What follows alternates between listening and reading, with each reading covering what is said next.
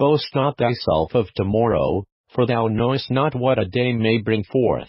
Let another man praise thee, and not thine own mouth, a stranger, and not thine own lips. A stone is heavy, and the sand weighty, but a fool's wrath is heavier than them both.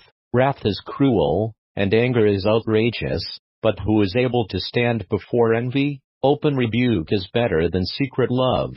Faithful are the wounds of a friend, but the kisses of an enemy are deceitful. The full soul loatheth an honeycomb, but to the hungry soul every bitter thing is sweet. As a bird that wandereth from her nest, so is a man that wandereth from his place. Ointment and perfume rejoice the heart, so doth the sweetness of a man's friend by hearty counsel. Thine own friend, and thy father's friend, forsake not, neither go into thy brother's house in the day of thy calamity, for better is a neighbor that is near than a brother far off.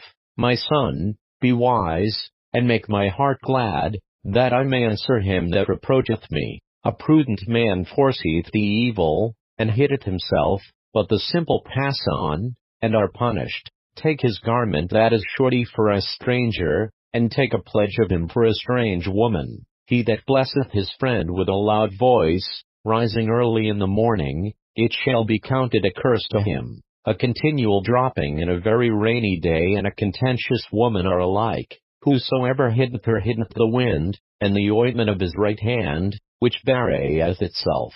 Iron sharpeneth iron, so a man sharpeneth the countenance of his friend. Whoso keepeth the fig tree shall eat the fruit thereof, so he that waiteth on his master shall be honored. As in water face answereth to face, so the heart of man to man.